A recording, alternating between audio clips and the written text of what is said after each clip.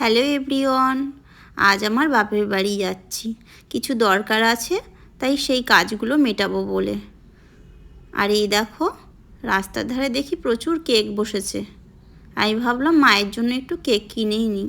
মা বাবা তো ওখানে একাই থাকে, আর দাদা বৌদি বাইরে থাকে কাজের সূত্রে। তো আজকের মায়ের জন্য আর বাবার জন্য একটু কেক কিনে নিয়ে যাই।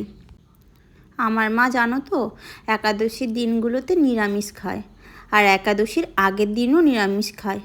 তাই মায়ের জন্য এই এগলেস কেকটা নিয়ে নিলাম।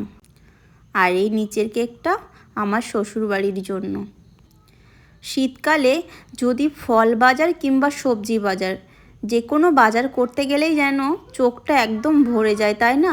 কত রকমের দেখো রং বেরঙের ফল এসেছে বাজারে। মা আর বাবার জন্য কিছু ফলও নিয়ে নিলাম আমি। আগের দিন আমার বর আমাকে এসে বলেছিল যে জানো তো, বাজারে এখন না কত বড় বড় পেয়ারা উঠেছে। আর আমার চোখে পড়া মাত্রই আমি এই পেয়ারাটা কিনে নিলাম ওর জন্য। নিয়েই বললাম যে একটু কেটে দাও তো। এটা কেনার আগেই আমি ওকে ফোন করে জিজ্ঞাসা করেছিলাম ও কোথায় আছে। ও বলল এই আশেপাশেই আছি। তো ওকে আমি ডেকে নিলাম, নিয়ে এই দেখো পেয়ারাটা দিয়ে দিয়েছি।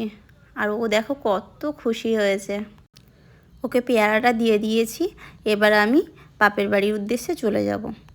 আমার বাপের বাড়ি যেতে গেলে বাস থেকে নেমেও কিছুটা রাস্তা এরকম হেঁটেই যেতে হবে। তো এখানে কোনো গাড়ি টাড়ি কিছুই চলে না, তো এই রাস্তাটা আমার হেঁটেই যেতে হয়। নদীর ধার পর্যন্ত মোটামুটি হাঁটতে হবে। চলো, আর কি করা যাবে, এই রাস্তাটায় তো ভ্যান ট্যান কিছুই পাওয়া যায় না। তো হেঁটেই যাওয়া যাক। সামনেই নদী, তোমাদের সবাইকেই নদীটা দেখাবো। আমার বাপের বাড়ি পেরোতে গেলে যে নদীটা পার হতে হয় সেটা তোমাদের সবাইকেই দেখাচ্ছি। আর এই দেখো, এটা হচ্ছে আমার বাপের বাড়ি যেতে এই নদীটাই পড়ে। এই নদীটা পার হয়ে তবেই আমি বাপের বাড়ি যাই। আর ওই যে দেখো, ওইটা হচ্ছে ওই পাড়ের ঘাট। দেখতে পাচ্ছ তোমরা সবাই? এই নদী ঘিরেই না কত স্কুলে যাওয়ার স্মৃতি জড়িয়ে আছে জানো তো।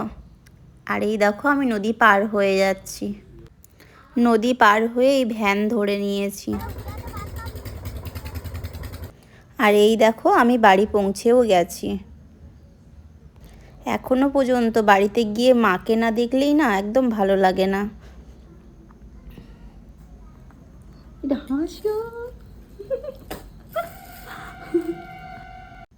আর আমাদের বাগানে গিয়ে দেখি কত রকমের শাক ছড়িয়েছে। দেখো, পালং শাক থেকে শুরু করে এই দেখো, এটা হচ্ছে লাল শাক, আর এটা হচ্ছে ধনেপাতা। কত রকমের শাক দিয়েছে। আর ওই পাশে যে ছোট ছোট গাছগুলো দেখছো, ওই গাছগুলো হচ্ছে টমেটো গাছ। কত রকমের শাক দিয়েছে দেখো পুরো বাগানটাতে। আর আমার মাকে দেখেছি কোনো দিনও ডিম্যান্ড না করতে। কোনো দিন আমি দেখিনি আজও পর্যন্ত যে কোনো কিছু নিয়ে ডিমান্ড করেছে। আর এই দেখো, এটা আমাদের বাড়ির ধান। খুব সুন্দর না? আজ আমি থাকবো না এখানে, কারণ মেয়েকে আমি শাশুড়ি মায়ের কাছেই রেখে দিয়ে এসেছিলাম। চলো, আজকের মতো এই পর্যন্ত। আমি বেরোলাম। টাটা সবাই।